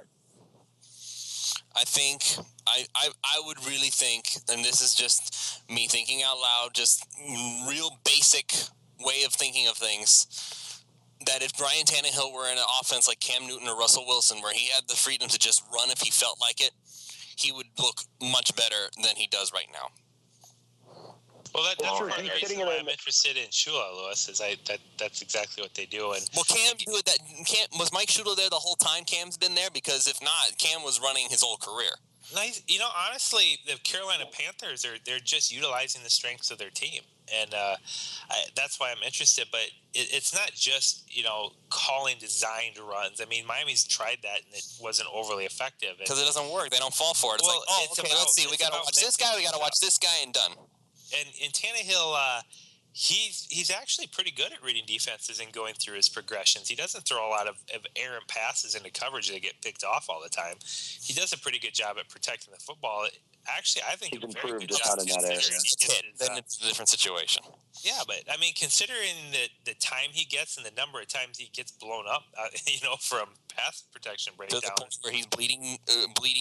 Yeah, I mean, he doesn't throw a lot of bad passes. I mean, with the duress he's under a lot. So I mean, he's all right there. I think it's again they need to mix it up, and that's why I'm not sold that Tannehill's not the answer. But I would like to see them do a little more. Don't have him just sit in the pocket and do progressions all the time. Have some play designs where you're doing one look. You're looking to see if Devontae Parker is one-on-one. If he's not, pull the ball down and take off. We saw it a little bit last week. I don't want just a little bit. I don't want designed rollouts. We saw a little bit of that. Yeah, and again, you don't do it all game. I'm not saying that's your offense now. I'm saying you mix it up because that makes the defense really off balance because you can come out there and suddenly you're calling 3 plays in a row where it's 1 or 2 reads, and if it's not there, you tuck it and run. Mm-hmm. And then you come back out, the next round, and you're like, no, you just sit in the pocket now and go through 3 or 4 progressions and see who's open. And Tannehill is capable of doing both those things, and that's an example of utilizing his skill set, in my opinion, appropriately, not just saying, oh, let's run him 10 times this game and see how long it takes before he gets hurt. It's just keeping things very diverse and mixed up. And that's just – this year was the ultimate failure where we we've been running routes that bunch everybody together that, make it very difficult for people to get open. And we ran a lot of questionable, like, play action calls when we weren't even attempting to run the ball that got Tannehill killed. And then we did a lot of the questionable, like trying to run out of the shotgun on, third and half a yard rather than using Tannehill's athletic ability just to push forward and get a first down. And so to me, I don't know. I think just getting a coach that just fundamentally tries to utilize the players we have would make an enormous difference for Ryan Tannehill. Well, I wouldn't want him to just look at the first read and run, Chad. I wouldn't want him. The problem I have is not that he doesn't run enough. It's more along the lines of he's being told not to.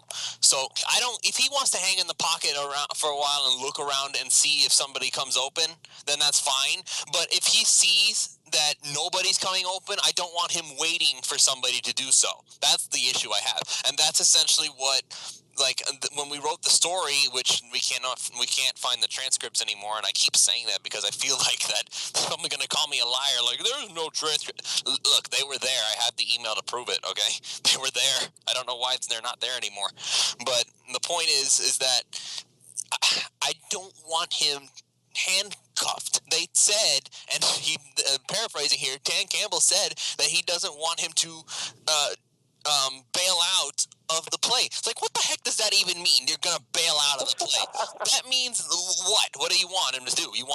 So Landry's not open, Parker's not open, this guy isn't open. So, in other words, you're just going to have to wait around, wait for the scramble drill when the wide receivers come back and say, oops, we didn't get open enough, then let me just run back and see if he can throw a miracle. It's no.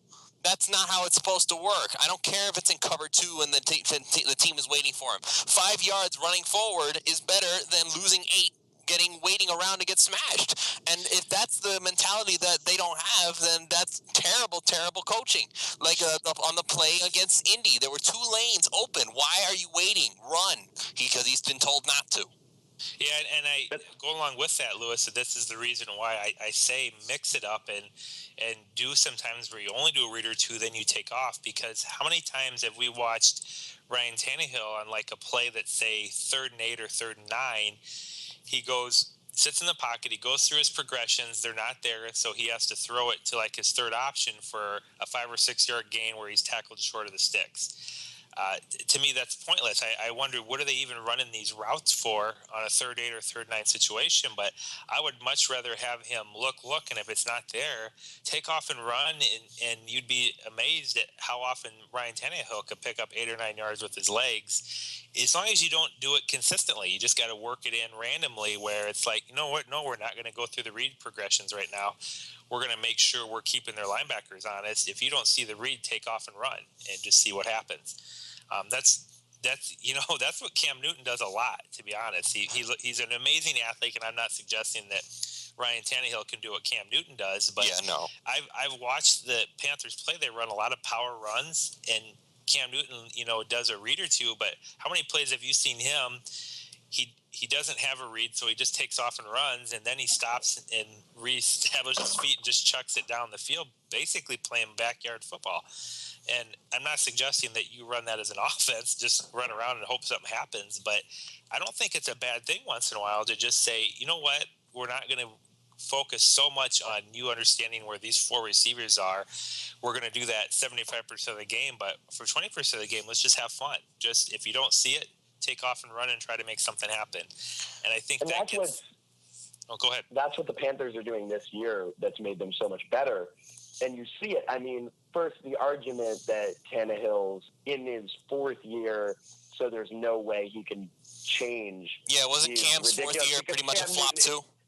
Right, Cam's 4th year was a complete flop. If you actually look back at the stats, I mean, Andrew Luck, even before the injury, his 4th year was not good. Peyton Manning, if you even look way back, I saw a stat, his 4th year was not. I mean, we're here, and it's frustrating because we're 4 years in, but Cam is having his best season in his 5th year, and it's exponentially better than anything we've seen, and it's exactly what you're saying, Chad. He's having fun. They're doing what they can do. They're running the ball. They're playing loose, and that's part of the battle. The Dolphins, it just doesn't look crisp. I mean, it doesn't look like there's any cohesion.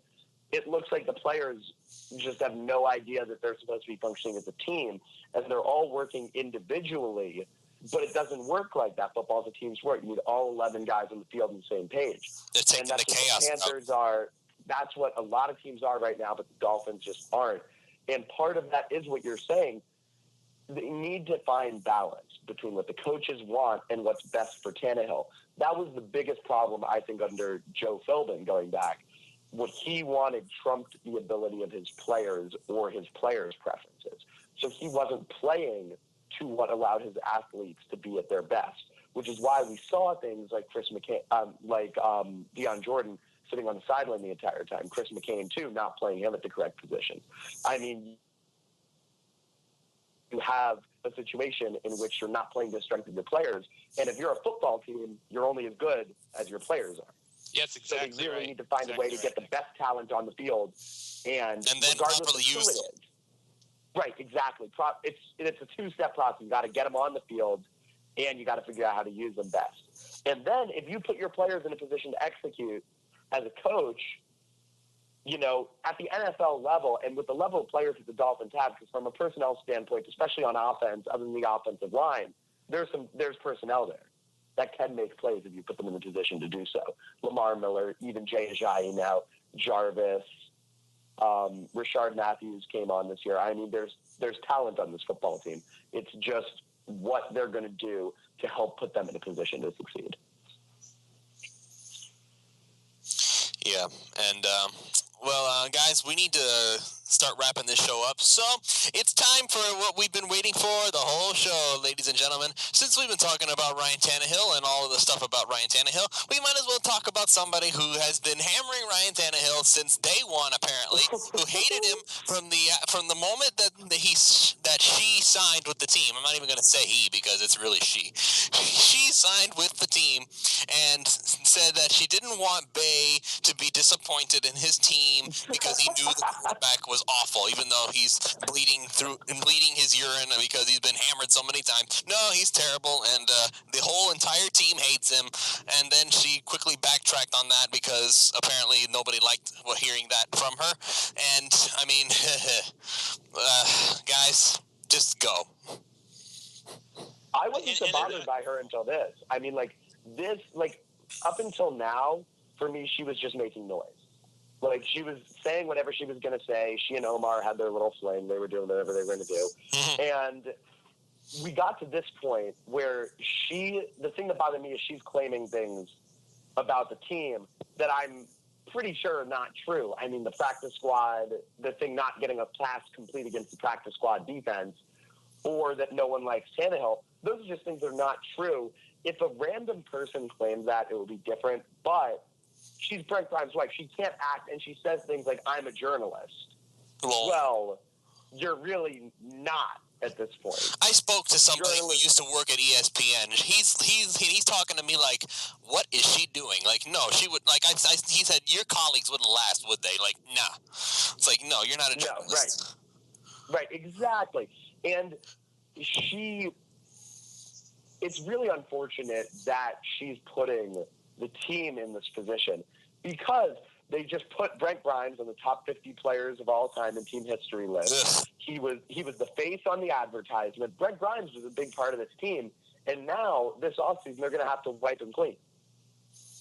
I mean, and he's done good things for this football team. If it had been an amicable decision where the team decided, you've aged, we have to move on, whatever, we would have been able to remember the good things about Brent Grimes. Now, in 10 years, we're going to remember this.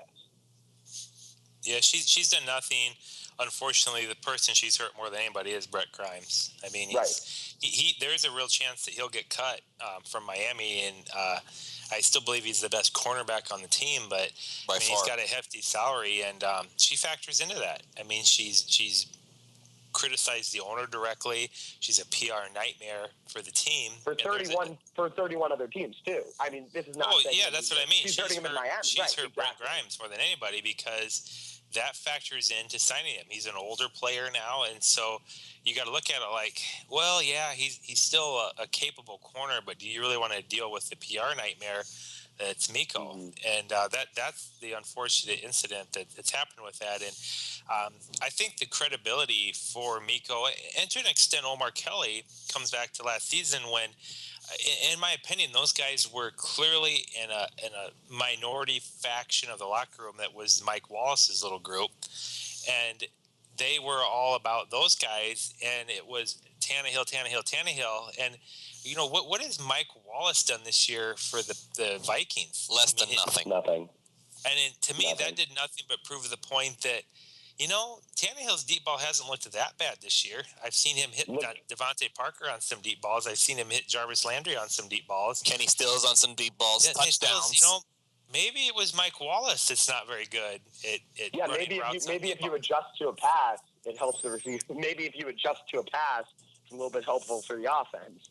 Exactly. And so those guys last year at this same time when Miami was, at the position where they were failed, that was when all this negativity started happening. And at that time, it was the same narrative where it's Ryan Tannehill, obviously, that's the problem.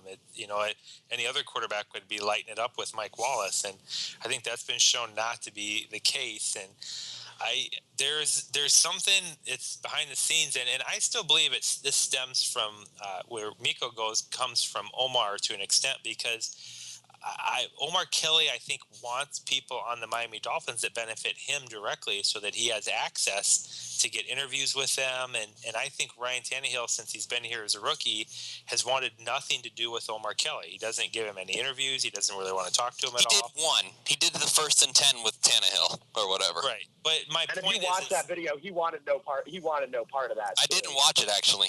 He wanted absolutely no part of that. I mean, we had some. Tannehill's a talkative guy, and you got some one-word answers out of him for the first time. Yeah, that's him doing what he has to do. And so I think Omar Kelly wants Ryan Tannehill gone because he wants somebody more he wants a killer. He wants a killer. Yeah, he wants somebody that will give him access. He wants a gunslinger like Flacco. For that same exact reason, that's why he was politicking that we should be bringing in all the old University of Miami guys that he has relationships with, like Frank Gore or Andre Johnson, because those guys know Omar Kelly from when he was covering him at the U, and he would give them access to more interviews that help him out in the locker room. And so I've been saying this for a couple of years. There's an agenda there, and so basically at this point for me, anytime Omar Kelly or Miko Grimes criticize Ryan Tannehill, I don't consider it very credible as journalism or as evaluators. I just don't see that as very credible. Now, I will say, as a whole, I thought Ryan Tannehill would do better this year, but as a landscape of the whole NFL, I still think, like I said, he's in the middle of the pack. He's around the 15th best quarterback, and we hadn't had a quarterback that was that good. You could argue maybe Pennington, but we've had quarterbacks that were like the 25th, 32nd, quarterbacks in the NFL. And my thought is we still got a guy that's middle of the pack, and he's got a ceiling on him. And we just got to be careful that we don't let these people that are personalities in the media, Miko Grimes, let the ceiling fall. Yeah, they're attempting to put pressure on people like Mike Tannenbaum and Ross to think that we've just got to get rid of Tannehill. And I am absolutely on the mindset, you know what, I don't think we need to get rid of Ryan Tannehill right now. And so I always try to encourage people that you just have to understand that if it's Omar Kelly or Miko Grimes, they have personal agendas against Ryan Tannehill, and that makes their opinion not very credible, not very biased when it comes to evaluating him. And apparently, that's what I have right there. In what alternate universe is a beat writer capable of running the team's quarterback out of town? Like, Jay Cutler thinks that Ryan Tannehill has it bad, honestly, and I'm not making a joke there. I mean, Jay Cutler is, routinely beaten up here in the press, and what I've seen down there with Ryan Tannehill, I feel like Jay Cutler has it pretty good. So, I just don't understand how. I don't mean to. I really can't put this on the Dolphins, but I put it on the fan base and the market as a whole. How can you allow that to happen? Because honestly, I've seen online, there are people who, have interviewed. I'm not even gonna say her name, but there are people who I saw Bleacher Report was marketing her as like. That was Mike Freeman, yeah. Yeah, Mike Freeman did the whole profile on the NFL The truth teller, which is ironic. Yeah, the great full circle here, where she's telling lies about the team. Yes, and I think one thing we also should say. I mean, I hope she gets help because she's got a kid, and her kid's going to go back and read these tweets one day where she's talking about and agree with her, Max. It's how he's being raised. But wait, so you've got this great truth teller. WQAM gave her a job. I mean, like, everyone with is at Omar, fault here. though. Yeah, but it doesn't matter. The Big O and Omar crowd. It doesn't matter. I mean, if it was with or without that guy, it's the fact that they hired her. And the thing is, I mean, all she's been is a Twitter mouthpiece, and it's just completely. I mean, it was bad before when it wasn't getting picked up by the national football media, but now that it has, it's like it couldn't look like more of a joke. I mean, it's just that's embarrassing. It is. There was who is the Miami Herald guy? I'm trying to think of his name. Which one? The one who wrote the article? The more prominent guy. He wrote a whole article on it. Armando. Because, I mean, he's a guy that...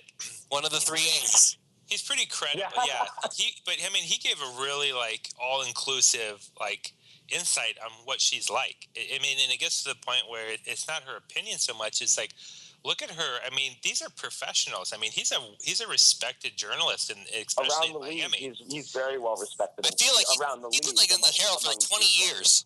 Yeah, and I mean, he's a very real.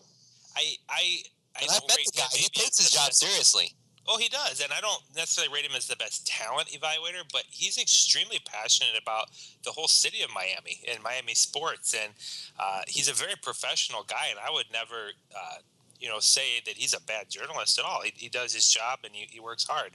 And just to see the things that she was saying to actual journalists like him, I mean, I've talked to him before. I've seen him, and he's not a guy that's, a bad person.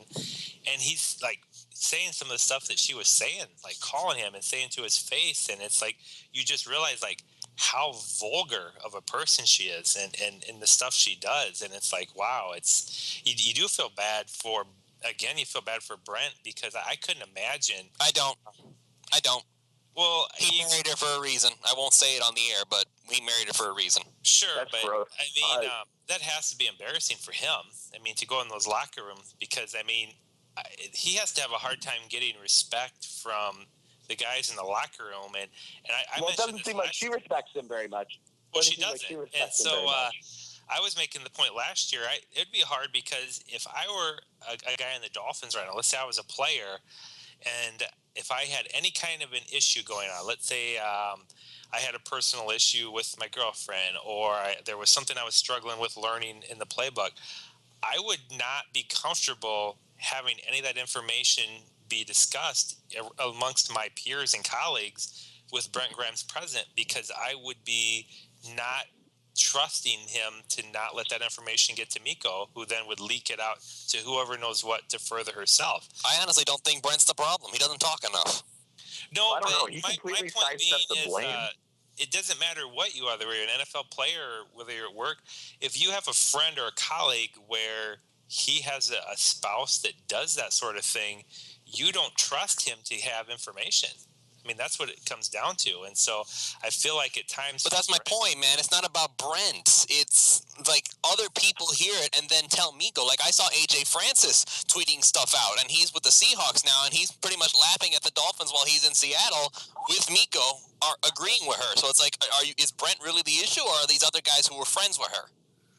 Well, they have fun with it, I think, because she likes to stir the pot. But I think any of the players that are your better players and your leaders, per se, you don't see Ryan Tannehill doing it. Do you see, like, Cameron Wake and Ndamukong Suh interacting with Miko Grimes?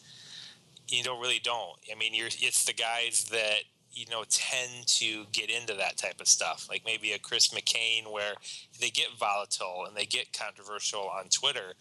Because I think she draws them into that a little bit. But if you're talking about the leaders of the team, I don't see them interacting with her on Twitter. And that's the problem here, is that I mean, at some point you have to, and let's not, and I have people tweeting at me saying that the Dolphins should have done something with her. She's a disgrace, and they ignored her. It's like, no, Armando pretty much put that little suspicion to rest. They've talked to her at least 5 times. So at least, and I mentioned that, emphasis, at least 5 times. Joe Philbin himself has said, hey, chill. And guess what? She's done absolutely nothing. She doesn't care what they have to say. They don't care if they want her to be quiet. She's going to continue to be her. And there's really nothing the Dolphins can do short of cutting their star cornerback. So your hands are tied. And I honestly think, Lewis, that's going to be in play right now. I mean, they're going to be bringing in a whole new staff. And I don't know that with the new staff that they're going to want to deal with it. And so I think it was likely before, just based on, I mean, let's also say Brent Grimes hasn't been spectacular on the field this year. So, I mean, it's a matter of, well, he was already somewhat expendable. Now it just makes perfect sense to get rid of him. I still think he's the best cornerback on the team, but he's paid a really big salary. I mean, right, exactly. If he was costing us $3 million a year against the cap, sure, fine. Make him the number 2 corner, get someone else to play the right side. But he's not. I mean, that's the difference. He's similar in salary this year to Cameron Wade. Yeah. So who would you rather get rid of? And she really impacts that. I mean, if you're looking at that decision, it's like, well, Miko is a huge weight on the whole organization. And so I guarantee that all the people within the organization are tired of dealing with it, because she is just a nightmare for pretty much every aspect of the team. She's a nightmare for the journalists. She's a nightmare for the fans, and she's a nightmare for the managers and the coaches, and even the players to an extent, because she's pretty much attacked everybody. I mean, she's attacked the players, she's attacked the coach, she's attacked the owner, she's attacked other journalists. Mm-hmm. And so it's one of those things where she's not going to change, and I guarantee you'll have a good 6 months of negativity towards everything Miami once Brent Grimes isn't on the team anymore. Then you'll really get a feel for who she is. But I don't know. It'll be interesting in off season now to see if Brent Grimes hangs around, because after his season, I do suspect that they're going to ask him to restructure his contract or essentially pay him a little bit less. And I have a feeling that may not go over well with Miko, so it's probably going to get worse before it gets better. Yeah, I can't see Brent staying at this point, because I mean, with the drama and the humongous salary, $9 million, like, I understand the cornerbacks do not come cheap, especially good ones. And guys, if we're being perfectly honest, Brent is still one of the better corners in the NFL, even with all the issues he has. I mean, he's had no help. To say there was no safety help because Rashad was having to play in the box most of the time, and Walt Aikens, with all due respect to him, he wasn't ready for the job, and there was no pass rush, no good linebackers.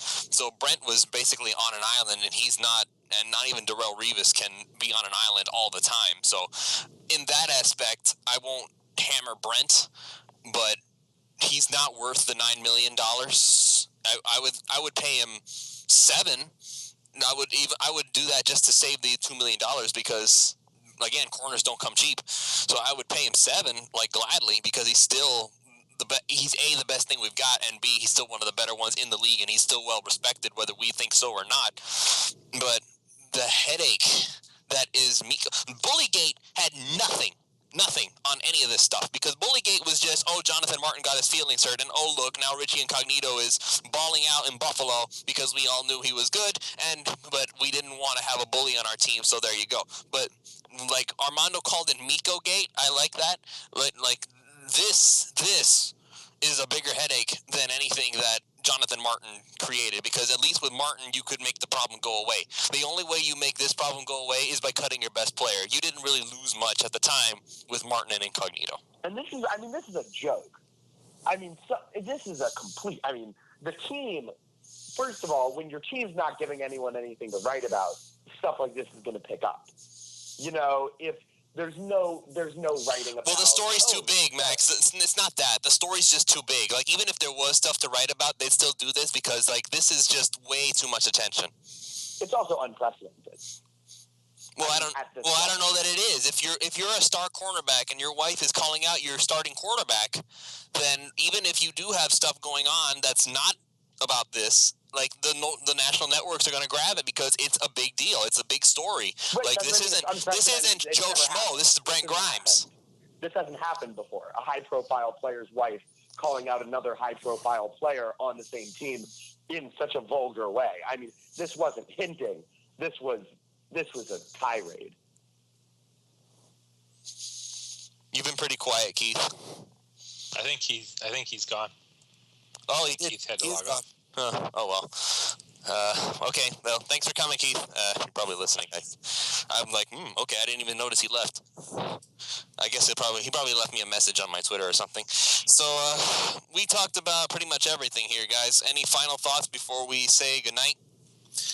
One quick one, Lewis, is the moment the Patriots game ends, everything gets interesting. So I know the season will be over, but it's actually going to be a little bit of fun, because it's just been nothing but, 4 to 6 weeks of just being in the cellar of trying to endure the rest of the season. But as soon as that game ends, coaching opens up. And so it's going to be interesting to see who Miami is interviewing. I know Lewis is going to be camped outside of Ross's headquarters and watching his flight plans. No, that's mad. I don't have a tracker on his plane. I know, but the reality is, that the coaching needs to be solved sooner than later because there's so many decisions that involve players and everything else that we really can't do until we've got our coaching figured out. So that's what I was going to pass on is once that game's over, actually it's going to get exciting in terms of what's going on at the Dolphins headquarters. I'll say one thing. We're about to enter a 9-month hole without football. It's been a rough season, really awful season. But we've got one more week left to watch this football team. Let's just take a step back and enjoy and take in what you can on Sunday. I don't think I can enjoy it. I know you can't. But if you can, if there's one positive. I'm rooting for Cam Newton. Go Super Bowl. Go beat New England because I'm sure that's going to wind up in the AFC. Like, who else is going to get there? Yeah. I mean, that just remember, guys, we've got 2.5 more hours, and then this nightmare is over, and we get to start another nightmare next September. Ideal.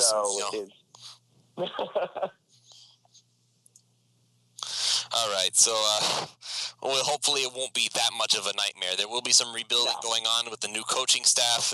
The new Tannenbaum regime will have begun, for better or worse, ladies and gentlemen. Like I said, he's a salesman, and we need that right now because nobody seems to want to come to Miami. So we need somebody who'll say, and if you buy one, get one free kind of a deal. So anyway, that's going to be it for tonight. We've been going for about an hour and 45 minutes, so that's a pretty meaty show right there. So I want to thank you all for joining us this evening, and for my co-host Chad Ronenbaum, you can follow him at GoFins4SB. You can follow my friend Keith at KMB8488. Yeah, it's a little weird. I don't know why he came up with that, but anyway. And of course, you can follow my good friend Max at The Deep End Miami. And I'm your host Louis Sung. And with that said, we will see you all next week for the PhinManiacs.com podcast. Good night.